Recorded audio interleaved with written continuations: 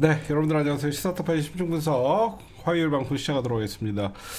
오늘 국감 2일차 열렸죠. 뭐 고성, 욕설, 그 다음에 떼쓰기, 퇴장, 뭐 여러 가지 다 있었습니다. 오늘 민주당 아까 제가 서두 방송 처음에 말씀드렸듯이 이번 국감은 그동안 윤석열 정부에서 꽁꽁 숨겼던 많은 자료들이 대방출되는 국감일 거다라고 제가 며칠 전부터 계속 여러분들에게 예고를 해드렸는데, 오늘 노정면 의원이 과방위에서 김건희의 YTN 복수할 거다라는 음성까지 나오고, 여기저기서 엄청난 제보들이 쏟아져 나오고, 그동안에 아마 김건희 녹취는 저게 빙산의 일각이다라는 소리도 있습니다. 그래서 지금 민주당의 제보들이 너무 많이 들어와갖고 그 공무원들이 지금 그동안 침묵했던 공무원들이 여러 가지 자료나 이런 것들을 민주당에 다 보내고 있다라고 합니다. 그래서 아마 이번 국감은 아무리 국힘당은 뭐 김현지 국감, 그 다음에 독재, 뭐 이런 식으로 프레임을 민주당의 독재 이런 걸로 몰아가려고 했지만 결국 내란을 피해가지 못하는 윤석열 김건희의 DNA가 이번 국감에서도 내란 국감이 되고 있습니다. 여러분들은 그렇게 좀 보시면 될 것 같고, 먼저 그 이재명 대통령 얘기부터 좀 하도록 하겠습니다. 이재명 대통령이 여러분들 알다시피 국무회의, 오늘 용산에서 국무회의를 주재를 했는데요. 먼저 부동산 얘기를 꺼내셨어요. 부동산 투기는 폭탄 돌리기다. 결국은 일본처럼 거품이 꺼지게 되면 굉장히 나중에 전 국민적으로 피해가 올 것이다라고 하면서 재차 부동산 어떤 과열한 현상에 경고를 했고, 서울 아파트 값이 다시 올라가려고 하다가 결국은 왜 이재명 대통령께서 이 부동산에 신경을 안 쓸 수가 없냐면요, 결국 문재인 정부도 부동산 대책 뒷북치는 대책하다가 결국 이게 엄청난 민심이 이반되고 그게 선거에 영향이 가거든요. 지금 이재명 대통령께서 부동산에 어떻게 보면 손을 놓고 있을 수가 없는 게 내년 지방선거가 달려 있다는 거예요. 지금 보이지 않는 세력들이 꾸준히 지금 집값을 올리고 있고, 그래서 내년 지방선거를 앞두고 집값이 올라가게 되면 어떻게 되냐면 또 젊은 층들이 이탈을 하게 되고, 또 집 갖고 있는 사람들이 또 다시 그 광풍이 불교되면 또 이재명 정부가 폭탄 돌리기에 어떤 또 희생양이 될 수밖에 없기 때문에 어떻게 해서든지 이재명 대통령께서 부동산, 이거 굉장히 오늘 강력한 어떤 경고를 했는데, 부동산 감독 조직을 신설하겠다. 이게 무슨 말이냐면, 여태까지는 우리가 부동산 좀 움직이고 광폭 조짐이 있을 때마다 거기 어떤 그 토지가 거래 뭐죠? 그 지정, 과열 지정 막 이렇게 하면서 거기를 제한을 하고 그랬잖아요. 근데 지금 평상시에 이 부동산 의심 거래가 되는 걸 전수조사하겠다. 여기서 이제 제가 보면 잘하신 게 뭐냐면요, 자기가 산 돈으로 산 것, 그러니까 본인 돈으로 샀다, 대출 받지 않고 본인 돈으로 샀다라고 해도 조사를 하겠다. 본인 돈으로 샀다 그래도 조사를 하겠다는 건 무슨 말이냐면, 너 그 돈 어디서 났어? 요즘 부동산이나 대출, 부동산 같은 거 살 때 여러분들 자금의 출처를 쓰게 돼 있어요. 그래서 이거는 만약에 집이 두 채, 세 채 있는데 이상하게 이 사람이 또 집을 구입했다? 대출은 없다? 그럼 돈 어디서 났나? 자금을 출처를 캐겠다는 거예요. 그래서 이거는 아마 부동산의 투기 목적으로 구입하는 사람들에게는 좀 무서운 조치가 아닌가 생각하는데, 이 부동산이 어제도 잠깐 말씀드렸지만 여러분들 이게 왜 힘드냐면요, 저는 솔직히요, 대출 규제를 하는 것은요, 두 마리의 토끼를 다 놓친다고 생각해요. 저는 이렇게 부동산 감독을 평상시부터 하는 게 훨씬 저는 바람직하다고 생각하는 게, 문재인 정부 때 가장 부동산에 대해서 국민들이 불만이 뭐냐면요, 뼈 빠지게 20년 뭐 10년 젊은 청년들이나 신혼부부들이 돈 모아갖고 집을 살라 그랬더니 갑자기 대출을 제한하는 바람에 진짜 없는 사람들이 비싸지도 않아요. 한 5억짜리 아파트 2억 정도 대출 받고 3억으로 집을 살라 그랬는데 이런 부동산 투기 세력들 때문에 대출이 억제되면서 오히려 더 반감을 가졌었어요. 그러니까 없는 사람들이 생애 첫 집을 대출을 받아갖고 살라고 하는데 그것도 대출을 규제를 하면서 사실상 실수요자들에게도 욕을 먹고 투기 세력들은 이미 돈 벌고 다 빠져나갔는데, 그래서 제가 볼 때는요, 이 대출 규제나 어떤 세금으로 잡는 거는 부동산은 쉽지가 않고, 오히려 이렇게 평상시부터 부동산에 이상 기류가 있거나 그러면 전수조사를 하고 의심 거래를 계속 꾸준히 모니터링을 해서 이 사람의 자금 출처를 캐내면 결국은 부자들은 가장 싫어하는 게 검찰, 법원도 아닙니다. 국세청이에요. 그렇죠? 검찰이나 법원도 아니에요. 돈 있는 사람들이 제일 무서워하는 곳은 국세청이에요. 그래서 이렇게 전수조사를 하는 것도 저는 굉장히 중요한 거고, 지금 이재명 대통령이 참 많이 아시더라고요. 부동산 AI 광고를 통해서 시세 조정하는 것도 엄정 조치를 한다라고 오늘 부동산 얘기가 거기서 나온 거고요. 국무회의에서. 그 다음에 오늘 두 번째 이재명 대통령이 좀 말씀하신 것 중에 또 참 꼼꼼하시고 참 다 들여다보고 계시구나라고 얘기한 게, 안규백 장관을 사실상 혼냈어요. 여러분들 알다시피 안규백은 5선이죠. 5선의 정치권으로 보면 정성호나 안규백이 오늘 되게 혼났거든요. 둘 다. 5선 의원들이 어떻게 보면 자기 정치 들어올 때 대선배들이고 연배도 높고 그러지만 답답한 거지. 믿고 맡겼더니 안규백 뭘로 혼났냐? 국방부 장관님, 왜 내란 관련자들이 승진했다는, 어제 제가 국방위 국정감사를 봤더니 대령급들 왜 내란 혐의자들이 승진을 했습니까? 여러분들 봐도 안규백 잘 모르죠? 그렇죠? 여러분들이 봐도 안규백 잘 모릅니다. 그러다 보니까 왜 내란과 관련 있는 인사들이 대령을 달고 왜 이렇게 승진 대사자들로 만들었냐 질책을 했어요. 이재명 대통령이. 오죽 답답, 이런 얘기 원래 안 하시잖아요. 믿고 맡기고 본인은 원래 누가 봐도 경제랑 외교 이런 것들만, 경제, 외교, 민생만 챙기려고 하는데 얼마나 답답했으면, 아니 어떻게 내란 사력들을 승진시키냐라고 하면서 질책성으로 했더니, 인사제도상 장관이라도 승진 내정자를 마음대로 정할 수가 없지 않냐라고 얘기하면서 혼내니까 안규백이가 인사를 취소하거나 보류할 수 있다라고 답하니까 이재명 대통령께서 잘 골라내셔라. 이건 뭐냐? 지금 민주당의 여러분들 알다시피 그 부승찬 의원님이나 김병주 대장님이나 뭐 박선원 의원님이나 이런 사람들이 엄청난 정보를 가지고 어떤 놈들이 내란에 가담됐는지 이런 것들을 다 알고 있잖아요. 그래서 지금 내란에 가담해놓고 뒤에 숨어갖고 승진하는 놈들, 이런 놈들 잘 골라내라고 하는 거고, 지금 이게 왜 그러냐면요, 각 군에 국방부 장관이 장악력이 떨어져서 그래요. 여러분들도 좀 그런 게 있죠. 지금 B64 출신이고 민간인 국방부 장관이다 보니까 아직도 제가 보면 안규백 장관님이 군을 지금 장악하지 못했어요. 그러다 보니까 각군 총장들에게 안규백이 엄중 조치를 지시를 했는데, 한마디로 내란의 부역자들이 승진하는 꼴이 돼버렸어요. 그럼 어떤 사람들이 나중에 이런 일이 똑같이 발생할 때 정의를 외치고 목숨을 바쳐갖고 불법한 명령에 항거를 하겠습니까? 이번 내란도 군이 주도했잖아요. 국민이 막아냈잖아요. 이런 건 참 답답합니다, 보면. 다행히 대통령이 이런 거 지적하는 게 너무너무 고마워요. 우리 대통령 너무 철저하고. 그 다음에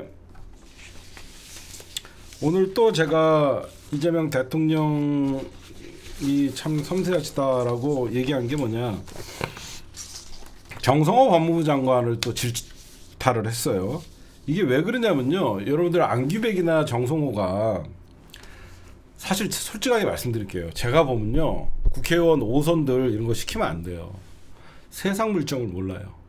여의도에 갇혀 있는 그 논리로 자기 손에 피 안 묻히려고 그러고 좋은 장관이 되고 싶고 알아서 기겠지라고 하고 생각해요. 제가 저번에도 잠깐 말씀드렸죠. 응? 5선이고 자기가 돌아갈 곳은 장관은 잠시 한다고 생각해요. 잠시 장관은 머무르는 자리라고 생각하지 진짜로 목숨 걸고 내가 이번에 이재명 정부의 국무위원으로서 국방개혁을 이뤄내고 검찰개혁을 이뤄내고 사법개혁 이런 절실함이 없어요. 제 말 맞잖아요. 5선 정도 하다 보니까 여의도 문법에 갇혀 있고 여의도에서 그 안락함에 즐기다 보니까 이런 국정감사에 불려 나와 갖고 뭐라고 하는 거 듣기도 싫고 그러다 보니까 적당히 대답하고 돌아가서는 알아서 지시 내리면 움직일 거라고 생각하는데 절대 그러지 않습니다. 하나하나 다 지적해야 돼요. 하나하나 다 지적하고 그래야 돼요. 그래서 제가 진짜 저는 이재명 정부의 일기 시작은 어쩔 수 없이 빨리 윤석열의 국무위원들을 내쫓고 이재명 내각을 구성하기 위해서는 현직 국회의원들을 뽑을 수밖에 없었을 것이다. 여기까지 이해를 하는데 저는 제일 중요한 행자부 장관이나 법무부 장관이나 국방부 장관 어떻게 보면 내란에 다 연결돼 있는 가장 중요한 자리잖아요. 그렇죠? 행자부 장관 경찰, 법무부 장관 검찰과 검찰, 그다음에 그 국방부 장관 군 가장 중요한 내란 청산의 중요한 세 부처를 어떻게 보면 5선 의원들이 지금 다 차지하고 있어요. 그러다 보니까 무게감은 있을지 모르겠지만 디테일에 약해요. 여러분들이 보시면 그래서 저는 조만간 내년 지방선거 전이나 지방선거 이후에 반드시 국방부 장관 그다음에 행자부 장관 법무부 장관을 좀 교체를 해서 이제 이재명 대통령의 의중을 잘 알고 그 무엇보다도 중요한 자리잖아요. 검경 수사권 조정이 되고 검찰청이 폐지가 되면 행자부 장관의 위치는 정말로 중요한 자리라서 윤호중으로는 저는 안 될 거로 보이고 그래서 이재명 정부의 진짜 개혁적인 내각이 지금은 어쩔 수 없이 인수위도 없이 인사청문회나 이런 것들을 청구하기 위해서는 현직 어느 정도 검증된 국회의원들을 쓸 수밖에 없지 않았나 이런 생각을 해서 여러분들도 조금 답답한 마음이 없지 않아 있지만 이재명 대통령이 이런 어떤 부족한 장관들의 모습을 디테일에 이재명 대통령이 강하기 때문에 하나하나 지적을 해주는 것이다 이렇게 좀 보시면 될 것 같고 그 다음에 이재명 대통령이 오늘 국무회의에서 이렇게 얘기해요. 법무부 장관님 예. 왜 국회에서 거짓말, 위증 이런 거 하는데 이게 수도 없이 이런 게 나오는데 왜 검찰이나 경찰에서 수사 안 합니까? 뜨끔했겠죠. 응? 이건 타이밍이 참 예술이죠. 어제 마침 조이대가 나왔다 들어가고 오늘 이화영 전 평화부지사가 나오고 그 전에 이건 누가 봐도 여러분들 사람들은 조이대 국감 다음날 이런 얘기를 했다 그래갖고 조이대를 겨냥한 거 아니냐라고 얘기하지만 저는 이재명 대통령이 그동안 국정감사를 통해서 수많은 거짓이 여러분들 대표적인 게 누구죠? 한덕수 아닙니까? 한덕수, 최상목, 박성재, 이상민 이런 애들 어제 CCTV 보면 국회에서 나와서 내란 청문회 할 때 얘기했던 거 전부 거짓말이잖아요. 저는 그냥 제가 집에 왔더니 뒷주머니에 그 개헌 문건이 있는 것도 몰랐습니다. 연병을 했는데 저 CCTV 보면 히덕거리고 조태열이가 그 내란 문건 못 챙겨가는 것도 한덕수가 챙겨주고 이런 거 보면요 다 위증한 거잖아요. 그러면 위증을 해도 처벌을 안 받으면 어떻게 되죠? 국정감사가 나중에 무용지물이 됩니다. 국회의 위신도 떨어지는 것이고 누가 국회에 나와서 제대로 얘기하겠습니까? 대표적인 게 어떤 인간들이에요? 검사 새끼들이에요. 검사 새끼들 국회에 나와갖고 입만 벌리면 거짓말합니다. 대표적인 게 뭐냐? 관봉띠 사건. 관봉띠 사건에 덤앤더머 둘이 나와갖고 안 뜯었습니다.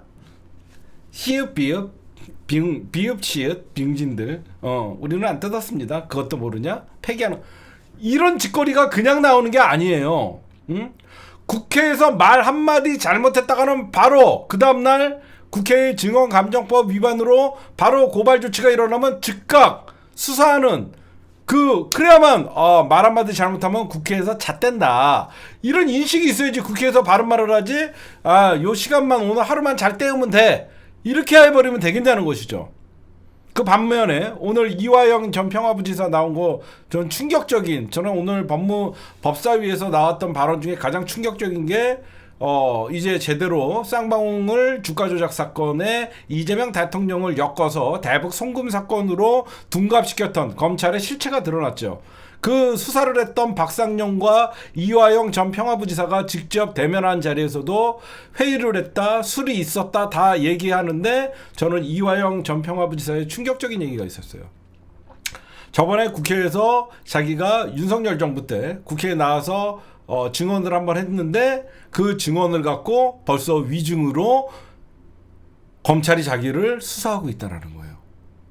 검찰은 자기네 사건에 대해서 한마디로 이화영 평화부지사가 국회에 나가서 바른 말을 했다라고 그거를 국힘당 의원들이 위증죄로 고발을 하니까 벌써 검찰이 그거를 기소를 했다라는 겁니다. 보복행위예요, 보복행위. 그렇죠? 보복을 한 거예요. 이화영 평화부지사가 박상용 검사랑 수원지검에서 연어 술 파티가 있었다. 응? 연어 술 파티가 있었다라고 얘기했더니 그걸 가지고 국힘당 애들이 거짓말했다, 위증했다라고 하니까 검찰이 바로 그걸 기소해갖고 또 이화영 평화부지사는 과거의 유성씨 사건 보복 기소랑 지금 똑같은 겁니다. 그랬더니 다행히 추미애 법사위원장이 어떻게 도와드릴 수 있는지 생각해보겠다라고 얘기를 했던 거예요. 오늘 이재명 대통령이 이거 뭐냐면, 아니 어제 조희대 나와갖고 얘기하고 천대엽 나와갖고 얘기하는 꼬라지만 봐도 저 거짓말하고 있다는 거 뻔히 아는데 왜 수사 안 하냐는 거예요. 과거에도 관봉팀 사건 검찰 수사관들 더머더머 둘이 나와갖고 사전에 입 맞추고 얘기하고 다 짜고 나온 거 뻔히 보이는데 왜 이거 수사 안 하냐고 얘기하는 겁니다. 얼마나 대통령이 답답했으면 이런 거 하나하나까지 디테일까지 짚으면서 이런 걸 얘기하겠냐고요.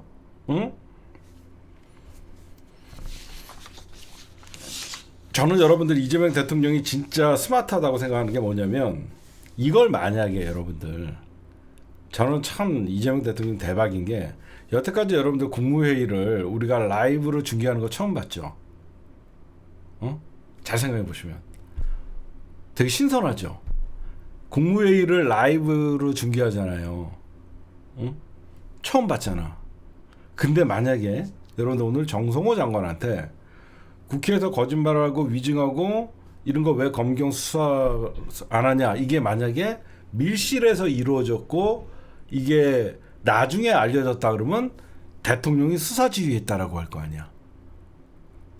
똑같은 내용인데 웃기지 않아요? 만약에 이게 조선일보가 이재명 정성호에게 국회 위증죄 수사하라 지시하면 대통령이 검찰 수사 지휘의 가이드라인을 줬다라고 하면서 깔 수 있는데, 라이브로 국무위원에게 법무부 장관에게 대통령이 물어보니까 이게 시비거리가 안 되는 거야. 대박이죠. 대통령이니까 당연히 물어볼 수 있잖아. 이거 왜 안 하시죠? 이게 대통령이 오히려 못할 말이 없고 나중에 이재명 정부에서 뒤에서 뭔가 꿍꿍이 했다라는 그 어떤 것도 책 잡히지 않기 위해서 모든 걸 공개하는 거죠. 여러분들이 보셔도 그렇죠. 그렇잖아. 이게 만약에 뒤에서 이재명 정성호 불러서 국회에서 위증했던 누구 수사하라고 외압 지시 법무부 장관 하명 수사 이렇게 될 거 아니야. 근데 대놓고 대통령이니까 점검 차원에서 이런 건 왜 안 하십니까? 이건 왜 안 하십니까? 그러니까 누가 봐도 저게 무슨 외압이야. 대통령이 물어볼 수 있지. 대통령이 물어보지도 못해? 이게 되는 거죠. 그렇죠? 저는 이걸 보면서 야, 이게 만약에 비밀이었고 나중에 밝혀졌다라고 하면, 이재명 대통령 지시에서 따르면 저것들이 어떤 또 생떼를 썼을까, 이런 생각을 했어요. 그래서 이재명 대통령 이제 민주당, 이건 무슨 말이냐면 민주당이 국회에서 위증하는 것 같은 사람들에 대해서 즉각 고발을 하게 되면 바로 수사하게끔 해라 라고 하면서 이게 국감이 시작됐잖아요. 대통령이 여러분들 군기 잡은 겁니다. 여러분들 생각해봐요. 이재명 대통령 진짜 참 대박인 게 국감이 어제 시작됐잖아. 근데 오늘 이런 얘기를 하면요, 앞으로 수많은 증인들이 나올 거 아니야. 대통령이 지시를 했다라는 뉴스가 이미 다 나왔어. 위증을 하고 싶습니까? 응? 아니, 앞으로 나올 수많은 증인들이 있는데 대통령이 위증죄에 대해서 즉각 수사하라, 거짓말, 증언 거부, 용납 안 된다라고 얘기를 했잖아. 여러분들 제 말 이해 가시죠? 그래도 대통령이 직접 국회에서 증언 거부하거나 위증하는 거를 절대 허용하지 마라, 법무부 장관에게 지시했다라는 것은 바로 민주당이 위증죄로 고발을 하게 되면 예전같이 1년 묵히고 2년 묵히고 이런 게 아니라 바로 즉각 수사를 하게 되잖아. 그럼 앞으로 수많은 국정감사에 증인으로 채택된 사람들이 나가서 거짓말 할라도 민주당이 몰아붙이고 거짓말하는 거죠. 이렇게 되면 어떻게 돼? 바로 다 불게 되죠. 그래서 요즘 여러분들 국감에서 새로운 사실들이 엄청나게 많이 나오는 거예요. 오늘 대표적으로 위증을 했다가 이재명 대통령의 이 얘기 듣고 바로 얘기한 새끼가 누군지 아세요? 바로 김현우 전 서울구치소장이에요. 여태까지 지가 사인 안 했다라고 윤석열 처우에 관해서 자기가 사인 안 했다라고 하다가 갑자기 오늘 장경태 의원이 구치소장님이 이거 사인한 거 아닙니까? 윤석열 따로 모시게 하고 이거 다 본인이 한 거잖아요. 예전에는 자기가 한 적 없다라고 했다가 결제하셨잖아요. 그러니까 예, 제가 했습니다. 나중에 한번 보세요. 예, 제가 했습니다라고 합니다. 그쵸? 거짓말 못하는 거야. 예전 같으면 다 거짓말 했지. 근데 예, 제가 했습니다. 안 했다 그랬다가 바로 날아가니까. 그걸 보시려면 어디 가시면 되냐? 바로 우리 시사타파 뉴스에 짤 영상에 가면 다 올려놨어요. 나중에 제 방송이 끝나고 나면 여기 화면에 여러분들 구독하라고 해놨죠. 여기 여러분 딱 가시면 시사타파 뉴스에 동영상 보기 딱 해놓으면요, 중요한 거 다 해놨습니다. 이재명 대통령 테러 재수사 법사위 국감부터 해갖고 지금 내란 다 지금 여기 이겁니다. 장경태 격분 누구 짓이었는지 말해, 김현우 전 서울구치소장 제가 있습니다. 요거 나중에 한번 보시면 통쾌하실 거고요. 야, 조회수가 왜 이래? 이 박혜령 파견원 마약쇼 뭐 이거 하는 거, 예, 이게 진짜 중요한 거. 과방위, 법사위, 국방위 중요한 것만 여기 잘 올려놨으니까 요거만 보셔도 여러분들의 도움이 좀 되실 거예요. 알겠죠? 여기 구독 안 하셔갖고 모르시는 분들은 요거 화면 클릭을 하시고 구독을 하시면 됩니다. 많이 좀 봐주세요. 여러분들 열심히 만들고 있으니까. 그러니까 이게 저는 어제 사실 천대엽이도 조이대 증언 거부했죠. 국감 증언 거부 어제 조이대 거부했습니다. 그 다음에 위증했던 사람들 수많은 사람들 질타했어요. 이재명 대통령이 얘기했기 때문에 아마 앞으로는 여러 가지 새로운 사실들이 많이 나올 겁니다. 그 다음에 또 이재명 대통령께서 금융기관을 꼭 집어서 공동체 원리 잊지 말아라. 왜 말씀하시냐면 또 잔인한 금융이라고 했어요. 은행들이요, 여러분들 연간 이자 수익만 20조래요. 연간 이자 수익만 20조. 그리고 안전한 담보 대출 위주로 앉아서 그냥 20조를 버는 겁니다. 근데 왜 잔인한 금융이라고 얘기했냐면 부자들이 더, 물론 자본주의 시장이다 보니까 있는 자들이 더 대우받고 돈 있는 사람들이 금리가 더 싸요. 없는 사람들이 비싼 금리를 쓰게 되고요. 은행 입장에서는 위험의 리스크를 이자로 포함시킨 거겠죠.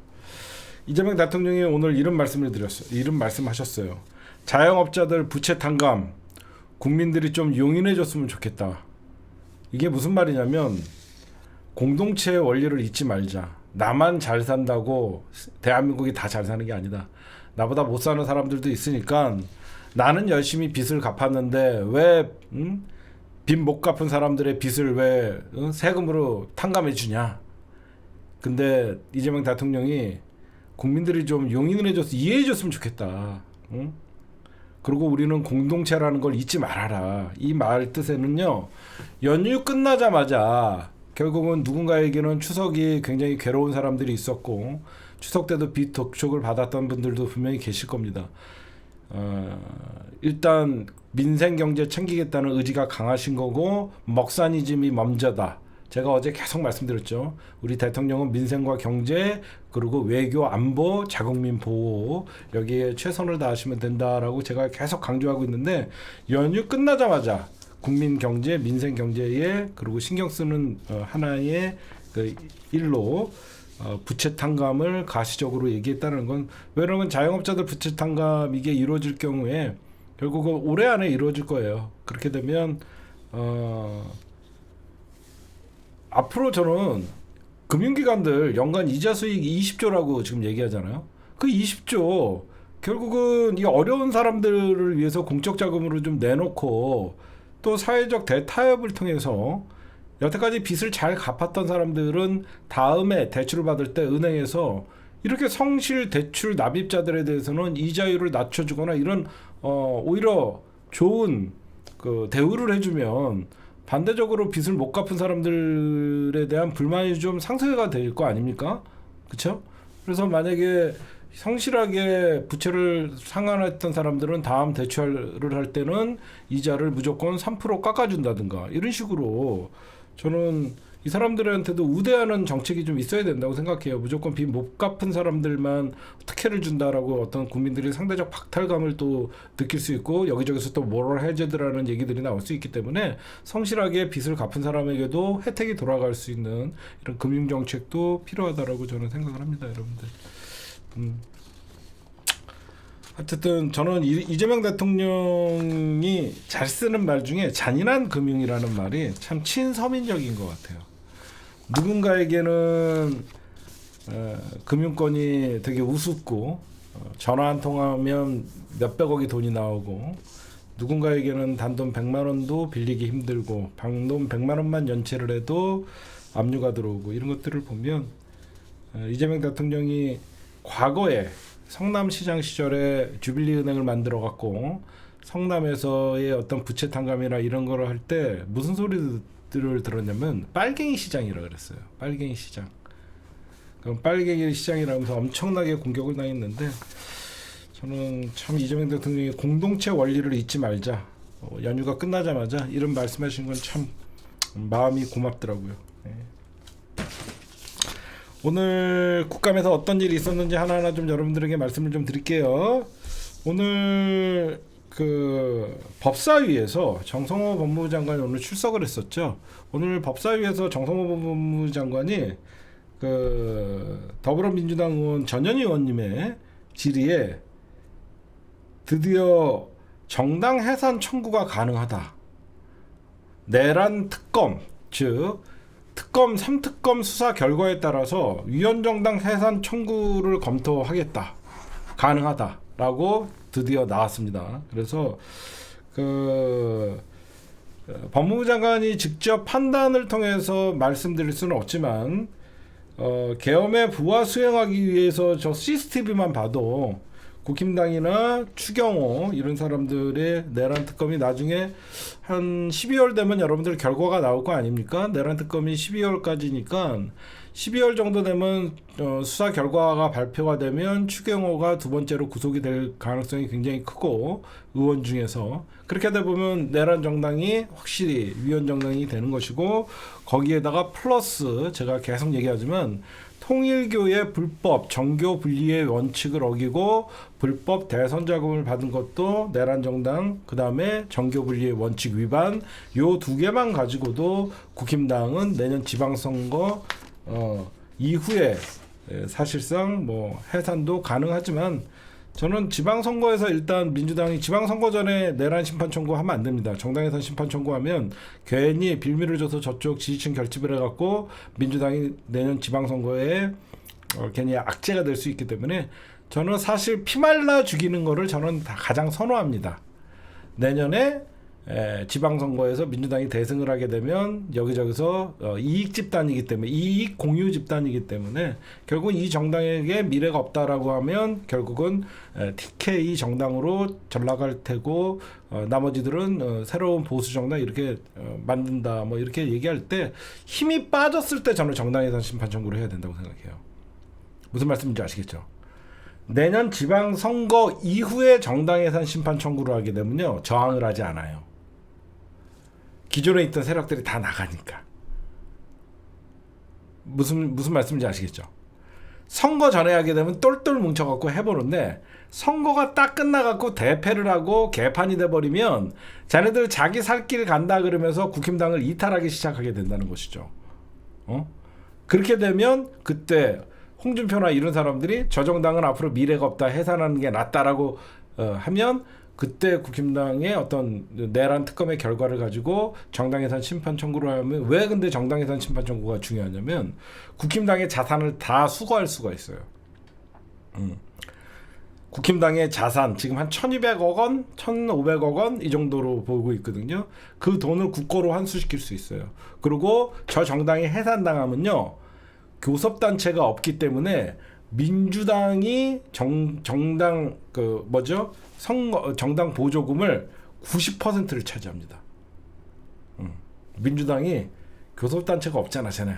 민주당이 유일한 교섭단체이기 때문에 선관위에서 주는 중앙선거관리위원회에서 주는 정당 보조금을 민주당이 90% 이상 차지합니다. 그러니까 여러분들이 그런 것도 아시면 될 것 같고 지금 여러분들 제가 오늘 국감을 보면서 좋은 내용도 있었지만 굉장히 열받는 내용이 좀 많았어요. 어떤 게 열받았냐? 지금 문체부에서 여러분들 김건희 황제 관람 있잖아요. 황제 관람하고 뭐 그 연병을 KTV 황제 관람 했는데 이게 문체부에서 3개월째 결론을 안 내고 있어요. 이재명 정부가 들어선 지가 3개월이 넘었는데 문체부 감사에 이게 지금 결론을 안 내리고 있어요. 문화체육관광부가 김건희가 KTV에서 중계하고 황제관람 특혜 및 은폐 의혹에 대해서 문체부가 내부 감사를 했는데 결론을 안 내려요. 왜 그런 줄 아세요? 이 주요 보직이 아직도 당시 책임자들이 아직도 그 자리에 있어요. 이거 빨리 다 바꿔야 됩니다. 지금 이재명 정부가 3개월 됐다라고 해서요. 장차관이나 바꿨지 국장이랑 실무장들 윤석열 정부의 어떤 그 충성을 다했던 인간들이 핵심 보직에 있습니다. 지금 문체부 핵심 보직에 아직도 이 인간들이 다 있다 보니까 아무것도 못해요.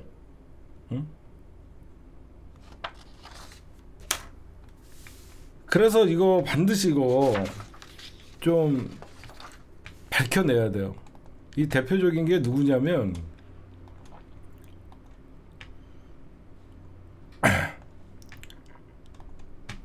제가 좀 보여드릴게요.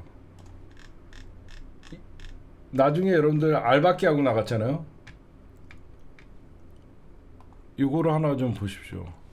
오늘 문체부 이런 놈들이에요. 이런 놈들.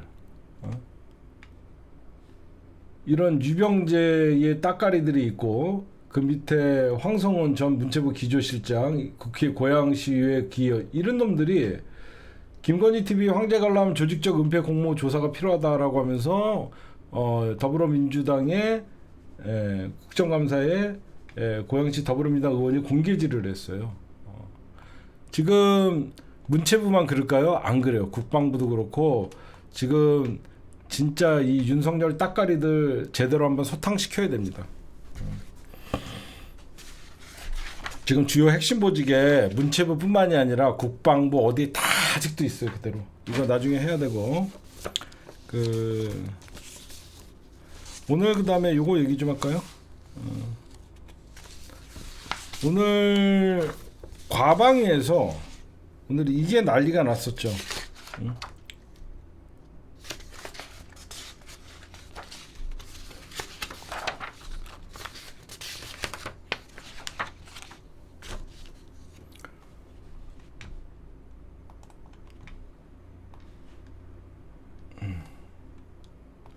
이게 과방이 맞나? 이거 과방이 맞죠? 찌질한 놈 박정훈 이게 과방이 맞죠? 이게 맞지 않나요? 제가 알기로?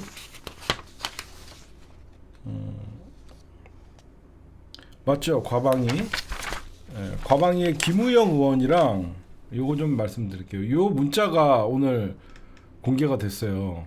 9월 2일 화요일 박정훈입니다. 전화 부탁드립니다. 라고 씹으니까 에유 이 찌질한 놈아. 이게 공개했다고 박정훈이가 욕을 했죠. 이게 왜 이런 일이 발생을 했냐면요. 찌질한 놈 문자를 공개하니까 욕설을 했는 그 박정훈이가 지금 욕설을 했는데 이게 뭐냐면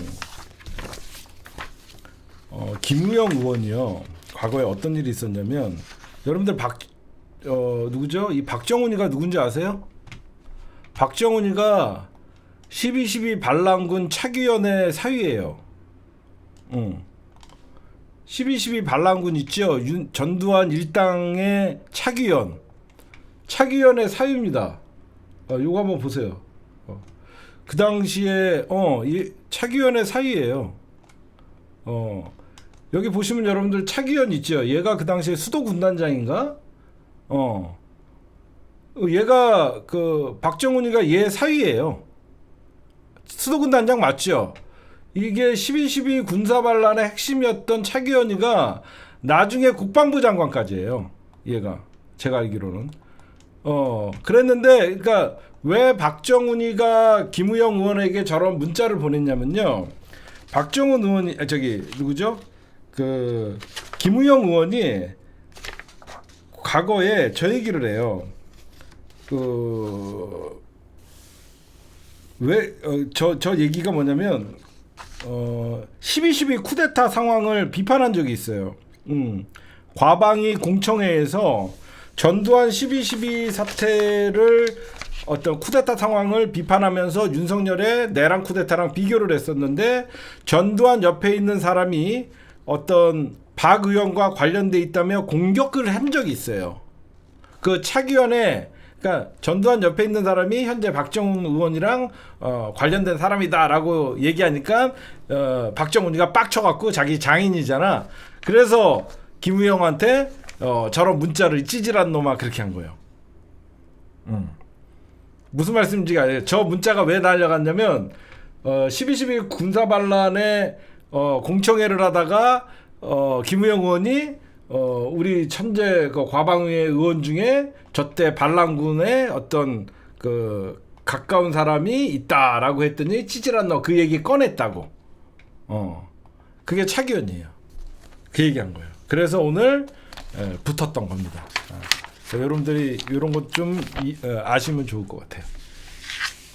그 다음에 오늘 박정훈이가 그 얘기가 나왔고, 그 다음에 요즘 국감을 통해서 어떤 게 드러나고 있냐면 12월 3일 윤석열이 내란 이후에 낙하산 인사가 104명이 내려왔대요. 지금도 자리를 지키고 있다고 합니다. 그러니까 12월 3일 내란부터 6월 3일 그 대선까지 거의 6개월 동안 기관장이 53 새로 임명된 알박기 기관장 53명, 상임이사 28명, 비상임이사 23명 등 총 104명에 이르는 낙하산이 임명됐다라고 지금 밝혀지고 있어요. 그래서 이거 누구가 있냐면 기획재정위에 소속 더불어민주당의 정일영 의원이 국정감사 기재위에서 나왔던 내용이고요. 이거 말고도 그 다음에 문체부 아까 제가 왜 김건희 사건이 진행이 안 되냐? 12.3 계엄 후부터 대선 전까지 윤석열, 문체부, 유산청 136명이 알박기가 시작됐습니다. 여기저기 다 알박기 해놨어요. 지금 이거 다 속아내야 됩니다. 6개월 동안 문체부와 유산청 136명이 알박기가 있다라고 지금 데이터로 나오고 있어요. 그래서 여기뿐만이겠습니까? 대한민국 정치, 경제, 사회, 문화 다 그렇겠죠. 그 다음에 오늘 대표적인 게 그 21g 김건희 관저 대통령 관저 그 수사했던 대통령 관저를 지었던 21g 대표가 국감에 출석을 했거든요. 여태까지 모르쇠로 하고 도망 다니고 국감 출석 안 하고 거짓말하고 다녔었잖아요. 이번에 이제 세상이 바뀐 걸 알았는지 대통령실 김호진 비서관 연락받고 관저 공사를 시작했다. 불기 시작했습니다. 다. 여태까지 도망 다니고 국정감사 청문회 안 나오고 연병을 떨었는데 오늘 국감에 나와서 대통령실에 김호진 비서관 연락받고 관저 공사를 시작했다. 그러면 김호진 비서관은 누구의 지시를 받고 했냐? 당연히 김건희겠죠. 얘기들이 이제 하나하나 여러분들 얘기가 나오고 있고, 오늘 아까도 제가 서두에 말씀드렸지만 김건희가 육성이 오늘 공개가 됐죠. YTN 기자가 자기 그 논문, 그 학력, 경력, 허위 경력, 그 당시에 YTN에서 취재했다고 자기가 복수한다라고 했던 육성이 공개됐지 않았습니까? 누가 봐도 YTN 복수를 했죠. 그래서 YTN의 지분을 우리 한국전력공사가 갖고 있던 지분 다 매각시키고 민영화시켜 버렸죠. 이거는 누가 봐도 YTN 김건희의 치졸한 복수국 엄벌해야 됩니다. 이거 이게 그 당시에 이명수 기자가 김건희랑 녹취록이 이제 세상에 알려지니까 여기저기서 이제 기자들이 전화를 해갖고 통화했다라는 사람들이 많았어요. 오마이TV도 있었고 YTN 기자들도 있었고 그 녹취가 까진 거예요. 근데 이게 그 YTN 기자 이번 녹취가 이게 하나만 있을 것 같아요. 그 기자도 수많은 녹취를 했겠죠. 그래서 내가 공무원입니까? 공인입니까? 그런데 내가 그렇게 검증받아야 해요? 그래 놓고 나중에 복수한다고 해놓고 결국은 한전 KDN이 갖고 있던 YTN 공기업 지분을 유진그룹에다가 매각시키고 결국은 민영화시켰죠. 이거 YTN 민영화 전부 유진그룹으로 넘어갔던 매각 자체를 취소시키면 돼요. 이거 다시 되돌릴 수 있으니까 이거는 좀 빨리빨리 좀 해야 됩니다. 지금 이런 게 한두 개가 아닙니다. 이거 계속 지금 제보가 들어오고 있다라고 얘기들이 나오고 있고 그렇게 여러분들이 좀 아시면 될 것 같습니다. 그 다음에 요거 좀 마지막으로 오늘 국감에 대해서 좀 짚고 넘어가는 거는 오늘 박정훈이가 계속 뉴스에 나오는데 김현지 총무 1 부속실장을 김일성 추종 경기 동부연합과 연결을 확인했다. 이게 국회의 증언 어떤 그 면책 특권을 이용해서 이렇게 막 하는데 오늘 대통령실의 반응이 더 웃깁니다. 50대도 안 먹힐 프레임. 왜 박정훈이가 이런 소설을 썼냐면요. 과거에 이재명 대통령께서 성남시장이 아닌 변호사 시절에 성남의료원 어떻게든지 만들라고 그때 성남시 의원과 정말 마찰이 있었어요. 공공의료원 왜 이거 뭐 예산 확보 안 하고 왜 이거 통과시키지 않냐라고 하면서 그 당시에 이재명 대통령이랑 그 김현지 보좌관 막 성남 시의원들과 싸우고 그랬거든요.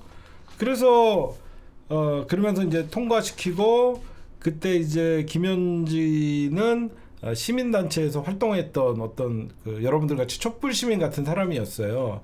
그래서 이 사람을 지금 과거에 정의당에 있던 박원석 의원이 내년에 이재명 그 변호사가 성남시장에 나간다고 하니까 좀 도와줘라, 일 잘하고 뭐 그러니까 깔끔하고 그러니까 도와줘라라고 사실 이재명 대통령과 김현지 부속실장이 인연이 됐던 거거든요.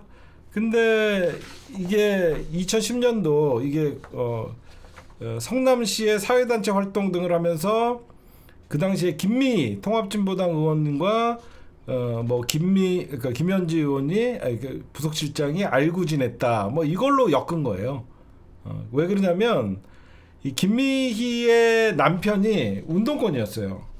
통합진보당 김미희 의원의 남편이 그 백승우 씨라고 있어요. 그러니까 이 백승우 씨를 경기동부연합의 핵심이라고 지금 얘기한 겁니다. 근데 중요한 거는요, 백승우 씨는 경기동부연합에 관련이 1도 없습니다. 제가 방금 얘기했던 과거 김미 통진당 의원의 남편이 백승우 씨예요. 이번도 운동권이었는데 이걸 엮으려고 했던 거예요. 하여튼 이 말도 안 되는 거라서 아직 한심합니다. 아직도 빨갱이 종북 김일성 모셨대요. 난 진짜 웃긴 게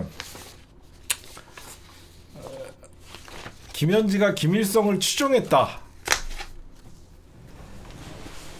좀 미안한데요, 우리 민주진보도 김일성 별로 안 좋아합니다. 우리 민주진보에서 북한 가라면 갈 사람 거의 없어요. 없습니다.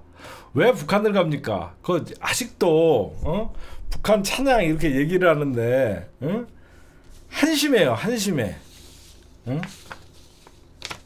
정말 한심해요. 진짜 한심해서 못 봐주겠어요. 수준이 이거밖에 안 돼요. 누가 조선일보 출신 아니랄까봐 하는 짓들이, 그렇죠? 신동욱이나 박정훈이나 전부 조선일보 출신 아니 TV조선 출신이지 않아요? 제가 알기로. 한심합니다. 그 다음에 오늘 찌양 오늘 국회에 7시간 기다렸다가 국감에 출석을 했는데요.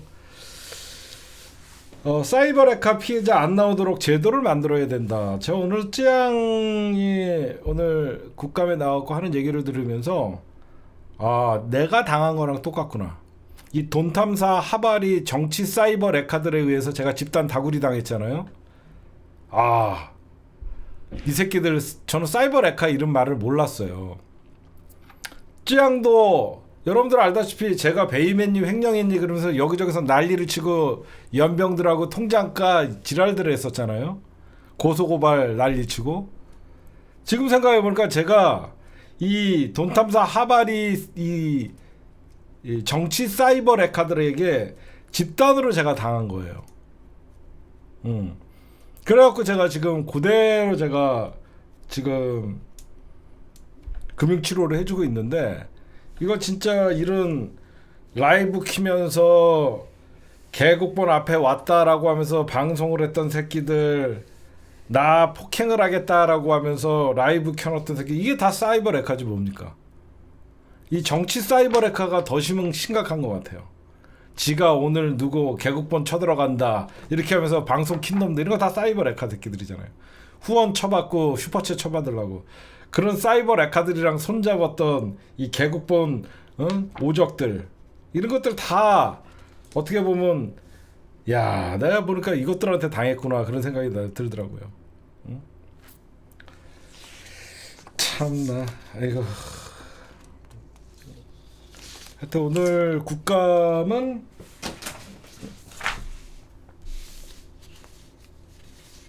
이 정도 살펴보면 될 것 같죠? 잠깐만. 오늘 이 정도 살피고 이어서 특검 얘기, 한덕수 얘기, 백혜령 경정 얘기, 그 다음에 캄보디아 얘기, 조이대 얘기 이어서 나가도록 하겠습니다. 네, 오늘의 1부는 여기까지. 네, 여러분들 오늘 박성재 4시간 40분 만에 어떤 그 구속신문이 종료가 되고, 오늘 이제 제 방송이 끝나기 전에 아니면 끝난 이후에 어떤 구속이나 이런 결정이 나올 것 같았는데, 저는 한덕수 빼주는 거 보면서 박성재 풀려날 거라고 생각했는데 어제 CCTV가 변수가 됐습니다. 왜 그러냐면 한덕수가 뻔뻔하게 쳐 웃으면서 여태까지 박성재, 한덕수, 이제 저 CCTV로 인해서 최상목 모두가 이제 다 구속될 위기에 처한 겁니다. 아마 저는 어제까지만 해도 사실 박성재 구속되지 않을 거다라는 생각들을 많이 했어요. 근데 오늘 영장심사에서 박성재나 이런 모습들이 드러났기 때문에 법원에서, 왜 그러면 제가 판사 성향을 여러분들에게 보여줬죠. 이번에 판사가 과거에 이재명 대통령에 대한 판결을 했던 김혜경 여사 판결을 했던 이런 인간이기 때문에 아 믿을 수 없다 포기했다라고 얘기했는데 아무리 그런 판사라 그래도 지금 사법개혁이 민주당이 강하게 밀어붙이고 있는 상황에서 박성재 구속영장을 기각을 함부로 할 수 있을지는 못할 것 같아요. 박정호 판사가. 저는 그럴 거라고 생각해서 오늘 구속을 한번 기대해 보는데 이걸로 맞서고 있는 거예요. 지금 조은석 특검에서는 내란의 주요 임무 종사자다. 박성재는 통상 업무다. 참 말 같지도 않은 소리죠. 불법 계엄을 통상 업무라고 얘기를 합니다. 지금 서울구치소에서 대기하고 있고요. 곧 구속되기를 진실이 간절히 바랍니다. 지금 박성재는 정상적으로 하면 100% 구속이죠. 오늘 드러난 것만 해도 구치소장들에게 3,600명 수용시설 있냐라고 확인되고 있고 여기저기서 하고 있어서 박성재 구속이 이제 어제 CCTV로 인해서 여론이 반전되고 증거들이 드러났기 때문에 저는 구속이 100% 확신한다라고 말씀을 좀 드리고 싶고 만약에 오늘 구속이 안 된다라고 하면 다시 한번 내란 특별재판부의 목소리가 커질 겁니다. 그렇죠? 그래서 사법부도 눈치를 보지 않을 수 없을 것이다. 만약에 박성재 여러분들 또 영장 기각되면 어떻게 돼요? 또 뭐 증거인멸의 우려가 없고 뭐 증거인멸의 우려가 왜 없습니까? 여기저기서 삭제했던 지시가 나타나고 있는데요.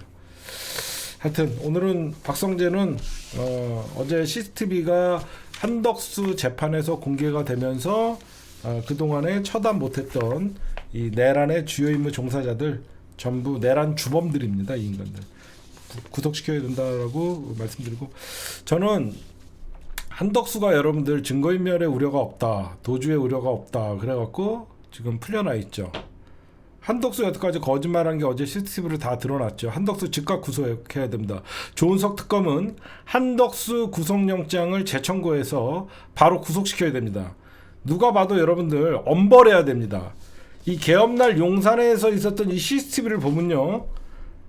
뒷주머니 자기도 모르게 집에 왔더니 뒷주머니 있었다라고 했는데 전혀 그런 게 아니었죠. 응? 문건 2개를 들고 있었고 다른 국무위원들과 문건을 돌려 읽고 나중에 최종적으로 나가면서 뒷주머니에 넣는 게 보이고 윤석열이가 계엄 선포하러 저 지금 계엄 선포하러 갑니다 라고 일어나니까 한덕수가 이러고 있어요. 끄떡. 계엄 선포에 찬성해 준 거예요. 저는 계속 말렸습니다. 그 자리에서 다 거짓말이에요. 이 새끼. 응? 윤석열이가 계엄 선포하러 일어나니까 끄떡거리고 계엄 선포하러 간다라고 하니까 맞은편에 앉아있다가 고개도 끄떡거리고 김용현이가 손가락으로 뭐 4개를 가리키니까 국무회의의 정적수가 4개가 부족하다 이 연병을 떨고 있었고 빨리 그 당시에 한덕수가 송미령 지금 농식품 장관에게 대통령실에 오라고 전화하는 장면도 나오고 조태열 외교부 장관이 접견실 책상에 윤석열로부터 받은 문건을 두고 나오자 한덕수가 남의 것도 챙기는 모습을 보여줬고 한덕수와 이상민이가 문건을 주고받으며 16분간 웃으면서 얘기하는 모습도 담겼습니다. 그 다음에 최상목 전 부총리가 윤석열로부터 문건을 전달받아 읽자 옆자리에서 한 전 총리가 고개를 내밀어 문건 내용을 보기도 합니다. 최상목이는 여태까지 문건이 뭐라고 변명을 했었죠? 최상목이 뭐라고 했었죠? 자기는 그 문건을 받아본 적도 없고 속주머니에 있었다. 뭐 접혀 있는 거를 받았다고 했나요? 최상목이가 윤석열로부터 문건을 직접 전달받아 읽고 있었고 한덕수가 옆에서 그 문건을 확인하는 것도 있었기 때문에 최상목도 빼도 박도 못하고요. 이거는요 단순 내란 동조자들이 아니라 내란 주범들이에요. 이런 도주 및 증거인멸의 우려가 없다? 말 같지도 않은 소리죠. 오히려 이런 인간들이 진짜 민주주의를 파괴하고 헌정질서를 마비시키려고 했던 인간들이 불구속 상태에서 재판을 받고 있으니까 조희대 사법부나 지기현 재판 어떻게 믿습니까? 응? 윤석열 구속기간법을 날짜가 아닌 시간으로 계산해갖고 풀어주는 놈이나 이러는데 무슨 사법부가 신뢰를 얻어요. 저는요 어제 CCTV 보면서 진짜 소름이 돋았어요. 어떻게 낯짝 하나 변하지 않고 저렇게 반복적으로 끊임없이 거짓말을 했을까? 저는 요즘 이런 생각이 들어요. 대한민국 지식인들이 썩을 대로 썩었구나. 나름 많이 배우고 사회에 저명한 인사고 고위급 공무원이라는 자들이 이렇게 썩어 빠진 인간들이 나라의 고위 공직자들을 하고 있었으니 이 나라 망하지 않은 게 저는 다행이라고 생각합니다. 여러분들 어떤 생각하세요? 우리나라 안 망한 게 다행이라고 생각하지 않으세요? 이런 나름 고위 공직자의 지식인이라고 하는 새끼들이 정말로 어떻게 이렇게 망가지고 타락하고 부패하고 이런 모습을 보면서 소시민들이 뭘 느끼겠습니까? 저는요 어제 한덕수 여러분들 이상민 최상목 김영현 이런 사람들의 모습도 보였지만 다른 국무위원들도요 반드시 내란 방조 행위와 위증도 지금 국무위원들 전부 위증했습니다. 그렇죠? 지금 한덕수 반드시 조은석 특검은 한덕수 지금 구속영장 재청구하면 법원에서 이번에 발부됩니다. 한덕수 즉각 구속시키고요. 다른 국무위원들 조태열뿐만 아니라 내란 방조 행위자들 위증죄 철저히 조사해갖고 전부 다 해야 되고 이 CCTV 속에 이 내란 공범들을 웃는 장면 보면서 얘네들은 내란이 성공할 거다라고 하면서 이제 자기네들이 복수의 칼을 갈았던 것 같아요.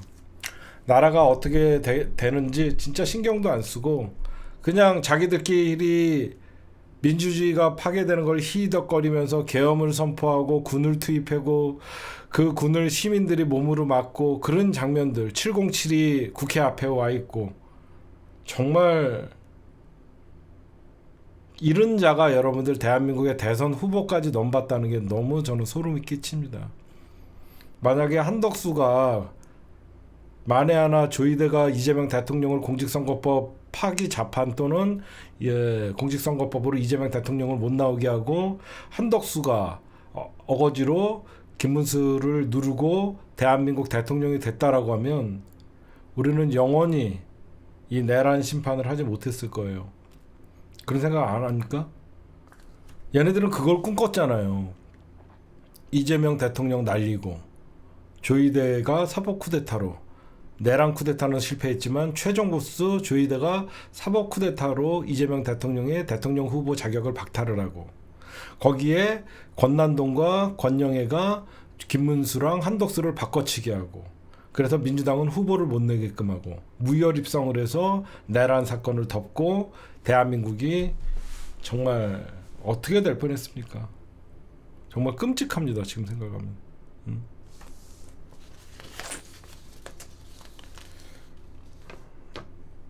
한덕수는 여태까지 몰랐다라고 얘기를 했지만 얘는 적극적으로 내란의 주범이고 이 내란을 실행한 자입니다. 반드시 조은석 특검은요 한덕수 바로 구속영장 재청구 좀 해주시고 다른 국무위원들도 반드시 내란 공범으로 그리고 위증죄로 반드시 특검에서 구속영장 쳐야 됩니다.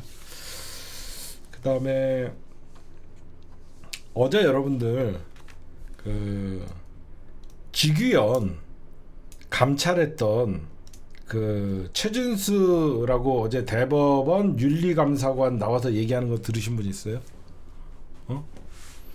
최진수 대법원 윤리감사관 나와갖고 어제 직위원 감사 어떻게 됐냐라고 하니까 뭐라고 대답했는데 기억나시는 분 있어요? 직위원이가 주점에서 사진만 찍고 나간 다음에 여성들이 들어왔다. 뭐가 문제냐? 나 이 얘기 듣고 깜짝 놀랐어요. 이게 무슨 말이냐면요. 자기가 윤리감사관실에서 거기 샤르망이라는 데를 가보고 거기에서 조사를 했더니 직위원이가 와서 사진만 찍고 가고 거기에 업소의 아가씨들은 직위원이가 간 다음에 들어왔다. 그래서 문제가 없다. 이게 뭐가 문제냐면요. 직위원이가 그 사람들한테 어떤 접대를 받고 그동안 몇 번을 왔고 어떤 대가성 접대를 받고 청탁을 받았는지 그걸 조사를 해야죠.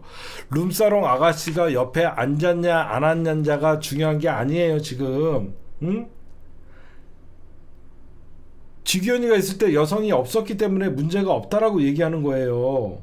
어? 이거는 정말 바보 같은 거예요. 어? 미친 거죠. 응? 왜 직위원회는 지인들과 거기를 갔고 지 돈도 아닌 접대를 받는 그 자리에 갔고 어떤 접대를 받았고 몇 번이나 접대를 받았고 어떤 청탁을 들어줬나 그런 걸 얘기해야죠. 나는 깜짝 놀랐어요. 그러니까 나는 이 최 감사관의 인식이 뭐냐, 그냥 양주 접대만 받고 여자만 안 앉히면 괜찮은 거다. 그쵸? 양주를 마시든 뭘 마시든 누가 사든 옆에 여자만 없으면 괜찮은 거다. 이게 말이에요? 응? 그 양주는 막 판사들 얻어먹고 다녀도 돼? 옆에 여자만 안 앉히면 선물도 받고 양주도 먹고 룸사롱 다니고 여자만 안 앉히면 괜찮은 거야? 미친놈 아니에요 이거? 나는 깜짝 놀랐어요. 그래놓고 지부장이 직위원 그 당시에 판사가 나간 다음에는 감사 대상이 아니래요. 아니 수사를 하려면 직위원이 간 다음에 어떤 일이 발생을 했고 여기 얼마나 자주 왔었고 돈은 누가 계산했고 그런 걸 봐야죠. 진짜 이게 감사관이래요. 아,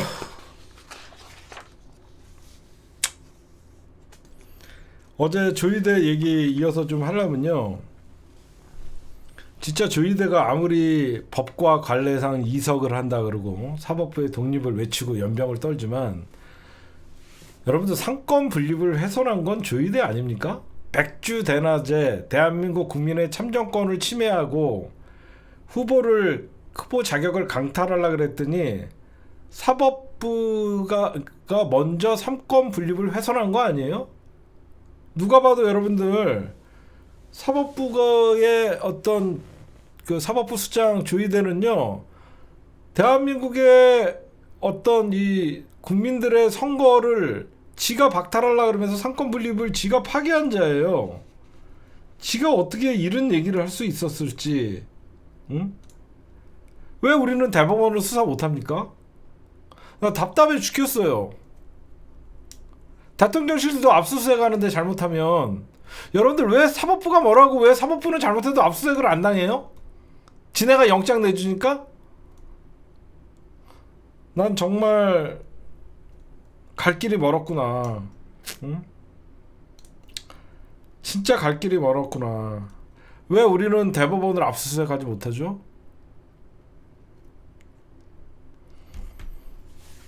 진짜 독재 권력이 시키는 대로 따르던 하수인에 불과했던 새끼들이 이제 와서 민주화되니까, 응? 민주 투사들 전부 사형시키고 간첩몰이를 해서 이제 와서 민주화되니까 삼권 분리 외치고 지네가 민주주의 제일 만끽하면서 이제는 지네가 왕노릇을 하고 앉아 있고, 왜 대법관실은 압수수색 못해요? 왜 대법원들은 왜 휴대폰 뺏고 왜 압수수색 못하죠? 지네가 영장 안 내주니까요. 그냥 그들만의 왕국이니까. 저는 너무 화가 나요. 진짜로. 응? 왜 이 새끼들은 압수수색 안 당해요? 응? 맨날 대통령실 압수수색 한다 그러고 진짜 검사들 응? 연병하더니, 응? 지금 답변하지 않겠다라고 얘기하고, 응? 진짜 누가 먼저 이 삼권 분립을 훼손하고 파괴했는데, 응?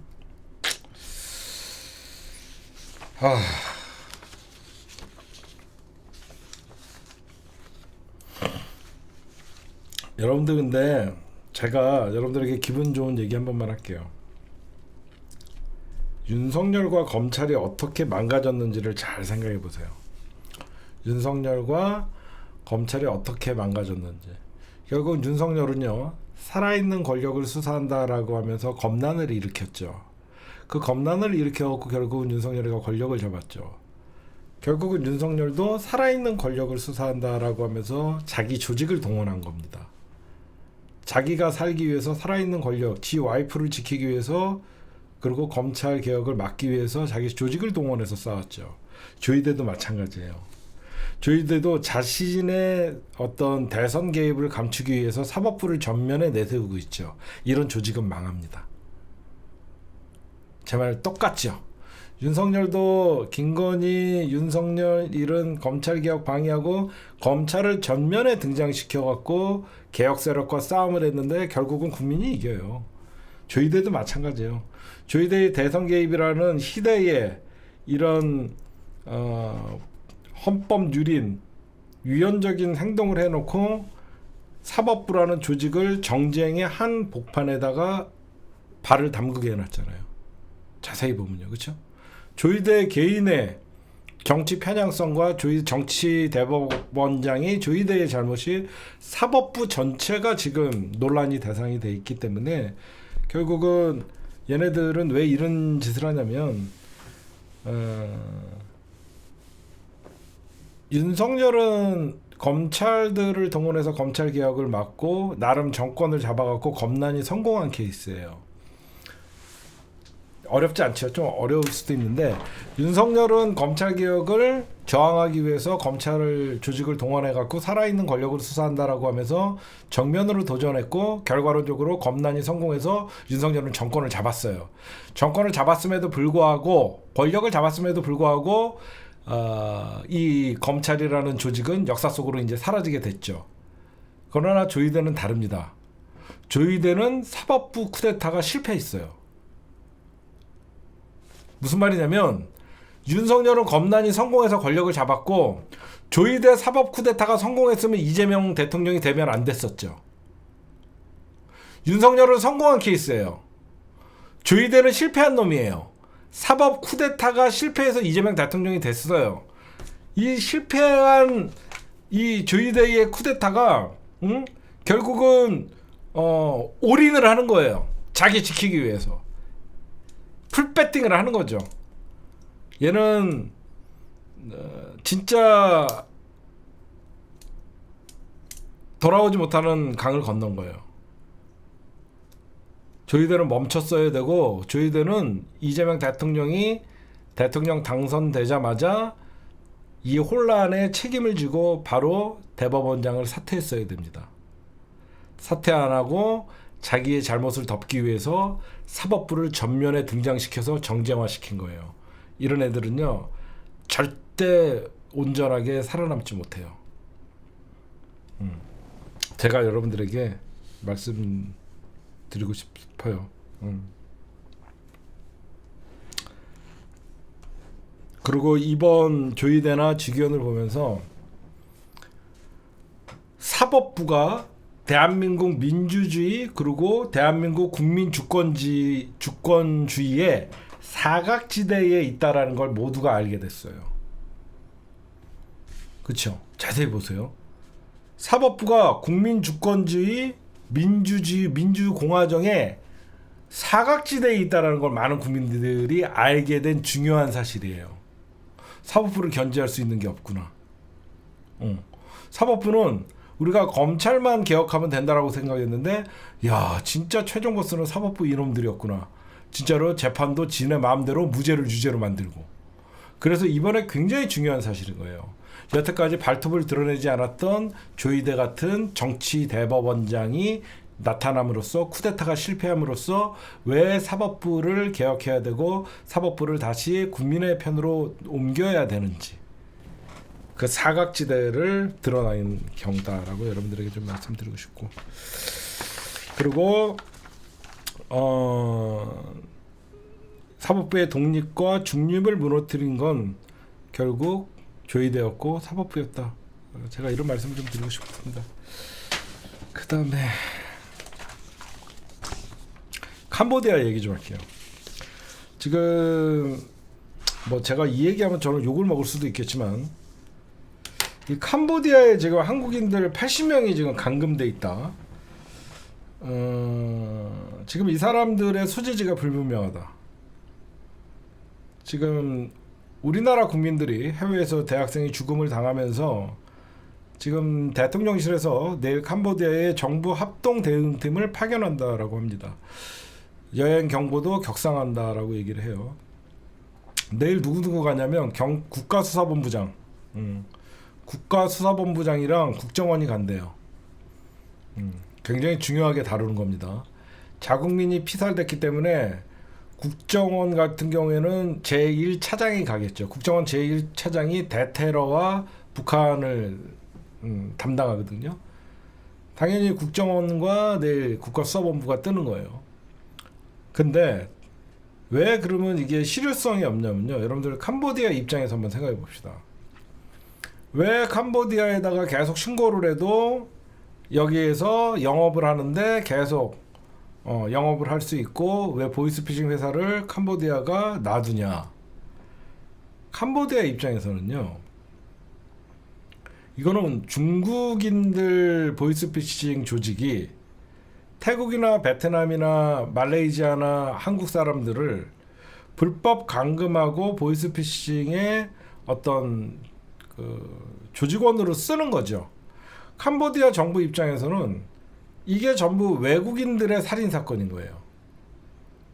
냉정하게 보면 캄보디아 정부에서 보면 중국인들이 한국인을 살해를 하고 중국인들이 태국인들을 살해하고 중국인들이 베트남인들을 살해하는 거예요.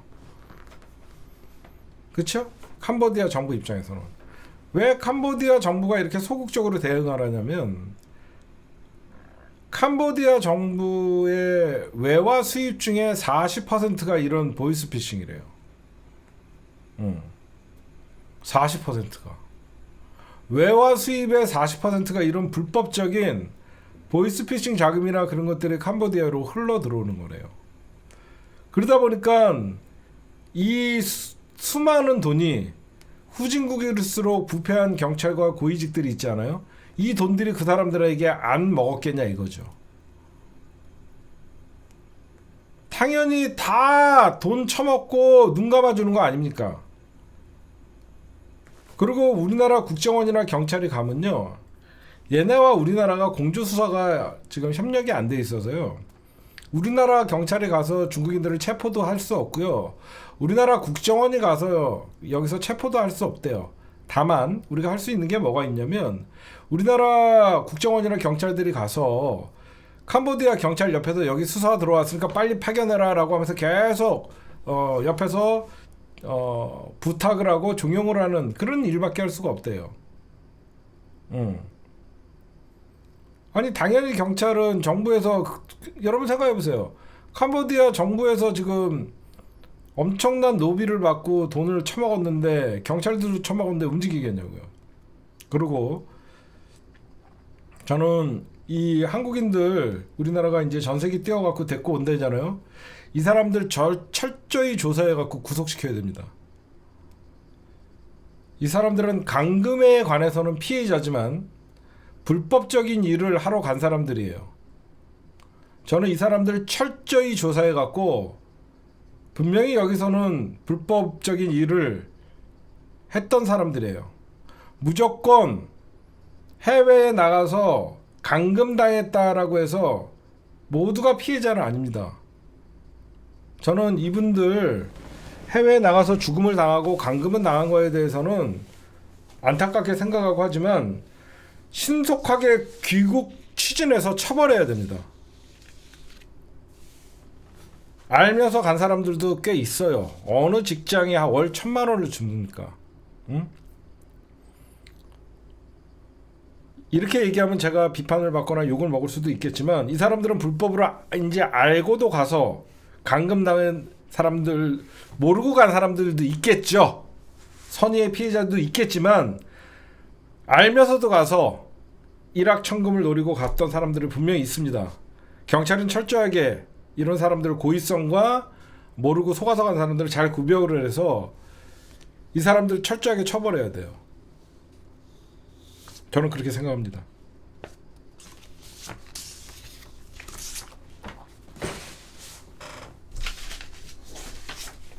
그 다음에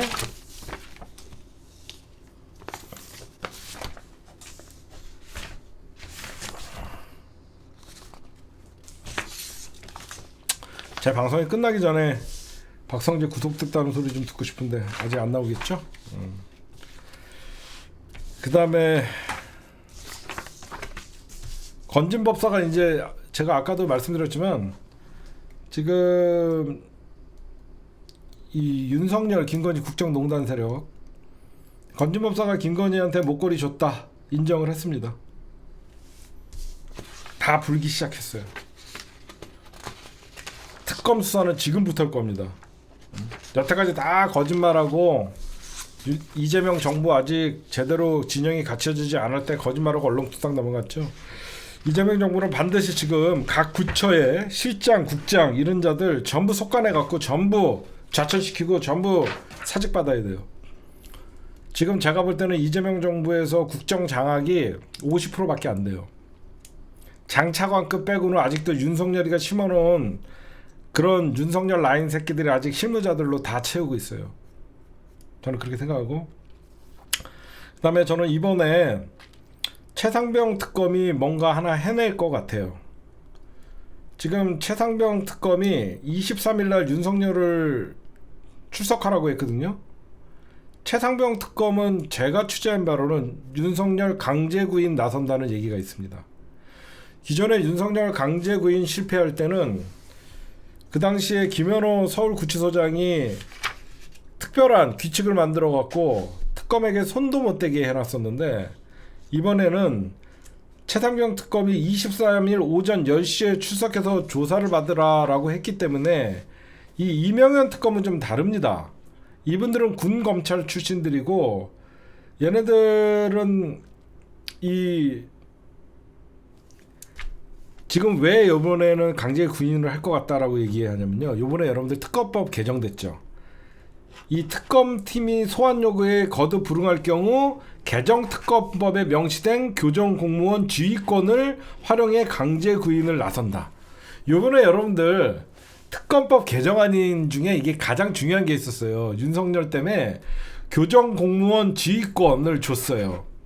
교정 공무원에게 여태까지는 여태까지 김건희 특검에서 구인을 실패했던 게 강제로 안 간다 그러면 교정 공무원이 어떻게 할 수 없었다라고 얘기를 했잖아요. 근데 이번에 개정된 특검 보면은 교정 공무원이 안 나간다는 피의자를 끌고 나올 수 있다라는 이 교정 공무원의 지위를 줬기 때문에 이번에는 강제 구인이 저는 가능할 것 같습니다. 그 전에 왜 윤석열이가 막 주저앉고 빤스 입고 연병을 해도 왜 손도 못 댔냐면요, 그 전에 그 교정 공무원들의 직접적으로 물리력을 행사하는 그런 게 없었대요, 법에. 근데 이번에 특검법 개정안에 교정 공무원은 수감을 저항할 경우에는 물리력을 행사하고 끌고 나올 수 있다, 이거를 추가한 거예요, 특검법에. 교정 공무원 지휘권. 그래서 이거를 한다라고 얘기를 하더라고요. 그 다음에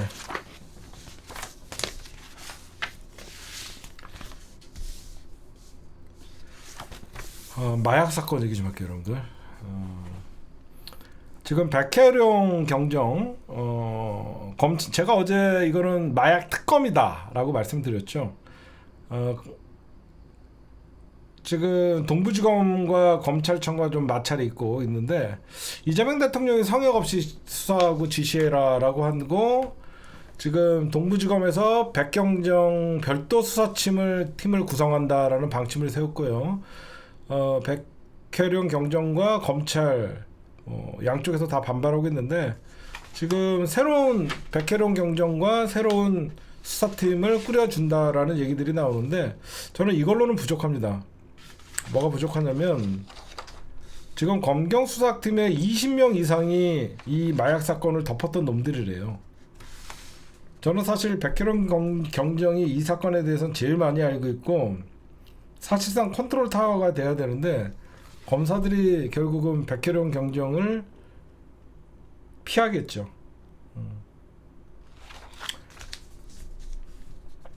왜 백혜룡 경정이 어제 합류를 거부했냐면요, 합수팀은 지금 합수단에 20명이 국건이 불법적으로 그 마약 수사를 막았던 그런 사람들이 20명이 버티고 있고, 수사 의지나 능력도 없고, 지금 실질적인 수사 권한을 부여하고 성역 없이 지휘고하를 막론에 수사할 수 있도록 조치하라는 대통령의 명령은 허망해 보인다라고 얘기했어요. 자신이 제대로 수사에 나서려면 수사하려는 사람을 선별할 수 있는 권한과 최소한의 인원 25명이 필요하다. 좀 이거 좀 해줬으면 좋겠어요. 백혈원 경정이 사람 25명만 뽑게 해달라는 거거든요.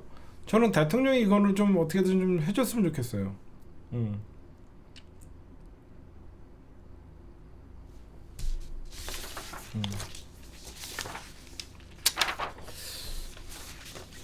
그 다음에 오늘 통일부 정동영 장관 오늘 국감에 나왔죠. 오늘 이런 얘기를 했습니다. 에이펙에 북미 정상회담 가능성이 있다. 장선원 판문점이 가능성이 제일 높다. 이거는 바람입니다. 이거는 정동영 장관께서 이거는 그냥 가능성이 있다라고 하면 뭐 가능성이 없을 수도 있는 건데, 이거는 어떻게든지 남북의 어떤 적대적 관계를 해소하는 평화적인 정동영 장관의 어떤 바람이에요. 이거는 알 수 없는 거예요. 오늘 외교통일위원회 통일부에 대한 국정감사에서 북미 회동 가능성을 묻는 윤우덕 민주당 의원의 질의에 뭐 자세하게 말씀드릴 수는 없지만 공개된 정보와 분석을 통해서 보니까 가능성은 있다. 가능성을 열어놓는 게 좋죠. 무조건 안 된다라고 하는 것보다. 그렇죠? 그 다음에 지금 도란프 얘기 좀 할게요.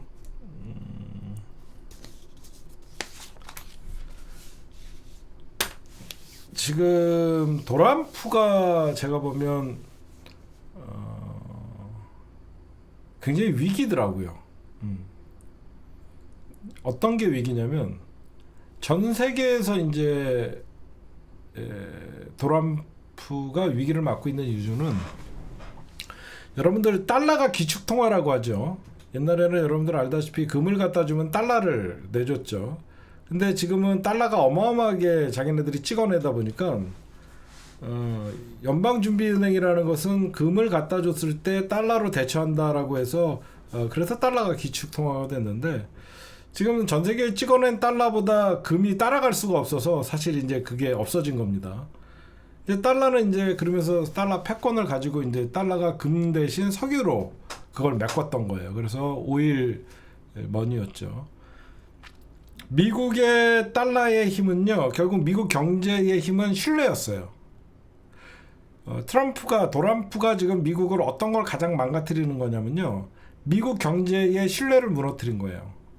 왜 그러냐면 지금 트럼프는 그 어떤 역대 미국 대통령보다도 독재자예요. 여러분들 보시면 봐봐요. 야, 얘네 미워. 얘네 관세 25. 룰도 없고 정해진 원칙도 없고, 내 말 안 들어. 룰라 브라질 50%. 인도 재수없어. 러시아산 석유 수입했대? 너네도 25%. 지 맘이야. 얘네 말 잘 들을 것 같아. 그 일본 5,500불에 15%. 그쵸? 지 맘이에요. 원칙도 없고 뭐도 없고 그냥 너 25? 너 이뻐 보여? 너는 15? 막 해줘요. 금값이 폭등하는 것은 미국 경제의 신뢰도가 깎이는 거예요. 그러면 여러분들에게 저는 이재명 정부가 좀 계속 버텨야 된다고 생각하는 게 뭐냐면요, 지금 여러분들 우리나라가 미국에게 어떤 통화 수합이나 여러 가지 조건을 걸어갖고 다시 미국에게 돌려보냈더니 미국이 뭐 3,500억 불에서 한 걸음 물러난 어떤 제안을 다시 조건을 제시했다. 여러분들 한번 물어봅시다. 트럼프가 이번에 우리나라가 3,500억 불을 투자한다라고 이렇게 해놓고 오케이 하고 사인했어요. 이게 된 걸까요? 언제 또 변덕스럽게 나 가만 생각해보니까 한국이랑 협상 너무 불합리한 것 같아, 파기해, 그럼 끝인 거예요. 그쵸? 지금 전 세계적으로 트럼프가 오늘 말 다르고 내일 말 다르다 보니까 트럼프랑 그 어떤 것도 합의를 해봤자 의미가 없어졌어요. 여러분들이 봐도 트럼프랑 어떤 합의를 하거나 그러면 아무 의미가 없습니다. 뭐하러 합니까 지금? 안 그래요? 그러니까 결국은 미국은요, 스스로 저런 미국 정부가 과거에는 좀 손해를 보더라도 개발도상국을 지원하고 미국이 전세계 경찰 노릇을 하면서 어떤 달러 패권을 유지했는데, 이제는 이거 날강도도 아니고 그냥 강도예요. 잘 보세요. 일본도 그 극우 여자 아내가 오죽하면 이거 협상 다시 해야 된다고 얘기해. 근데 하나 물어봅시다. 내가 가장 말도 안 된다고 생각하는 게, 왜 다른 나라가 이렇게 하면 WTO 제소하고 난리가 납니다. 전 세계는 미국 거예요. 그러니까 아무도 찍소리도 못해요. 만약에 여러분들 우리 돈 500조를 미국에게 투자하기로 했어요. 근데 미국이 이 돈을 자기네 맘대로 투자한다라고 얘기하죠. 여기까지는 다 아시죠? 일본이랑 우리나라랑 똑같아요. 우리나라가 준 돈, 일본이 준 돈을 돈 준 사람들이 얻다가 투자하는 게 아니라 자기네들이 마음대로 투자한다는 거예요. 일본은 거의 760조, 우리나라는 뭐 500조. 근데 여기서 이해가 가지 않는 게, 여러분들 한번 생각해 볼게요. 사람들이 투자한 돈에서 수익금을 뭐 5대5 또는 9대1 뭐 이렇게 얘기하죠. 이거 다 사기예요. 제가 여러분들 연구해 봤는데요, 이 돈을 미국이 마음대로 투자한다는 데에서 이미 끝난 거예요. 여기서 수익이 나올 수 없어요. 여러분들 가만 생각해 봅시다. 미국이 자기네 나라 돈이면 투자 성공 확률이 높은 데다가 투자하겠죠. 일본 돈, 우리나라 돈은 꽁돈이죠. 왜? 투자해서 날려도 책임을 묻지 않습니다. 손실에 관해서는 미국과 우리나라가 반반 물어낸다 이런 거 없어요. 그럼 미국이요, 일본에서 주는 돈이나 우리나라에서 주는 돈 어디다가 투자할 것 같아요? 어디다가 투자할 것 같아요? 자기네 나라 돈으로 투자하기 아까운 데다 투자할 거 아닙니까? 이익이 나지 않는 거, 알래스카의 어떤 유전 사업이나, 맞잖아. 자기네 국내 자기네 나라 세금으로는 투자하기 아까운 돈, 그런 데다가 투자할 거 아닙니까? 그렇지. 내가 이걸 생각할 때 뭐 그 이후에 투자금을, 이익금을 5대5로 나누고 이 투자금이 다 회수된 다음에는 9대1로 나눈다? 여기까지 가지도 못해요. 회수 못해요. 이거 회수 못하는 돈입니다. 응? 결국 뭐 도로 깔고, 도로 까는데 우리나라 돈 다 투자했다고 칩시다. 도로가가 뭐 몇십 조를, 거기 몇백 조를 투자했어요. 미국 전역에다가 우리나라 돈으로 도로를 깔았어요. 저 돈 회수하는데 200년 걸린다 그러면 어떻게 할 거예요? 그냥 내가 볼 때는, 여러분들 생각해보세요. 얘 완전 뭐 밖에서 돈 뭐 1000조 가까이, 일본이랑 우리나라 합치면 1000조가 넘잖아요. 자기네들 국방비 1년에 들어가는 1000조국, 그 돈을 꽁돈으로 생겼으니까 자기네 의회에서 통과돼서 쓸 수 없는, 의회에서 절대 통과시켜주지 않는 돈, 여기저기 돈 막 뿌릴 거 아닙니까? 제 말 맞죠? 지네 돈이면 얼마나 뭐 예비 타당성 조사하고 여기에 투자했을 때 몇 년 안에 원금을 회수하고 막 심각하게 할 거 아니에요. 이거는 그냥 눈먼 돈이니까 가장 리스크가 크고 위험하고 투자 회수가 안 되더라도 트럼프가 하고 싶은 데다가 다 할 거 아닙니까? 나는 볼 때 이 자체가 사기예요. 만약에 우리나라가 미국에게 3,500억 불을 돈을 줘요. 사실 강도 당하는 거죠. 그러면 이 돈을 미국이 자기네 마음대로 투자한다 그랬죠. 왜 미국은 이 돈 다 날려도요, 자기네 돈 들어가요? 1달러도 안 들어가죠. 이 계약서에 투자금을 회수하지 못할 경우에는 미국이 50%는 배상한다, 이런 거라도 걸어야 되는 거 아니에요? 못 걸잖아요. 아니 우리나라 돈 주고 지네 맘대로 투자해갖고 날렸으면, 양심이 있으면 날린 돈의 50%는 배상을 해준다든가, 이런 것도 없이 이게 말이나 되냐고요.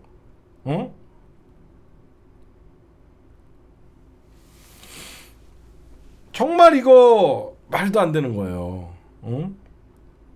그래서 제가 여러분들에게 말씀드리고 싶으면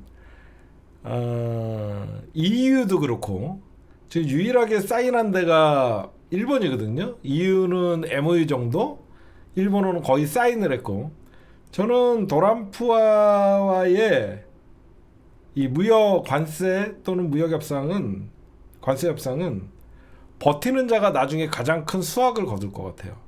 왜 그러면 오늘 사인하고 또 트럼프 내일 또 변덕스러우면 없던 걸로 하자라고 뭐라 그럴 거예요. 저 트럼프 정부는 오래 가지는 못할 것 같고 최대한 사인 안 하고 버텨야 된다고 생각합니다. 박성재는 어제 CCTV 때문에 제가 그 박정호라는 판사가 여태까지 판결문이 어떤 판결을 했는지 여러분들에게 저번에 말씀드렸죠. 그 여태까지 박정호라는 판사의 성향을 보면 절대 제가 보면 박성재 구속 안 시킬 것 같은데, 최근에 이제 지금 국정감사 시즌이고 또 박정호 판사도 불려갈 수 있는 위험성도 있고, 판사들이 어디 국회나 이런 데 가는 거 되게 싫어하거든요. 그래서 저는 박성재 어제 CCTV 공개 이후에 오늘은 사법부가 만약에 오늘도 구속영장을 기각시킨다라고 하면 누가 봐도 내란 특별재판부나 이런 것들이 더 화두가 되기 때문에 저는 오늘 박성재는 구속될 거라고 생각합니다, 여러분들. 어제까지는 좀 박정호 판사를 보면 힘들겠다라고 생각했는데 오늘은 그래도 희망을 가져봅니다. 제 방송이 끝나고 박성재 뭐 1시 안에 또는 2시 안에는 구속되겠죠, 여러분들. 너무너무 당연한 것도 참 불안한 마음으로 지켜보는 이게 대한민국의 현실입니다. 대한민국 지식인들, 엘리트들이 이렇게 썩어 있어요. 그게 참 안타까운 것 같아요, 제가. 정말 그게 안타까워요. 너무나 당연한 것들이 하나하나 이겨나가는 게 너무 힘들다는 거. 여러분들 오늘 이재명 대통령의 어떤 군 인사 발언이나 여러 가지 국회 위증 발언이나 이런 걸 보면요, 여태까지 이재명 대통령과 민주당의 정청래 대표를 얼마나 갈라치게 하려고 그랬는지 알 수 있죠. 누구보다도 이재명 대통령은 다 보고 있고 더 강력하게 어떤 내란 종식이나 위증이나 이런 처벌을 해야 된다는 의지를 보여주신 거죠. 그렇죠? 여태까지 뭐 언론에서 뭐 정청래가 민주당이 이재명 대통령은 속도 조절을 얘기하는데 정청래나 민주당이 앞서 나간다가 아니라 오히려 이재명 대통령이 왜 위증죄 처벌 안 합니까? 하면서 이재명 대통령이 민주당에게 힘을 실어주는 발언이었던 겁니다. 오늘 보시면 오늘 제가 준비한 심층구성 녹화는 여기까지만 할게요.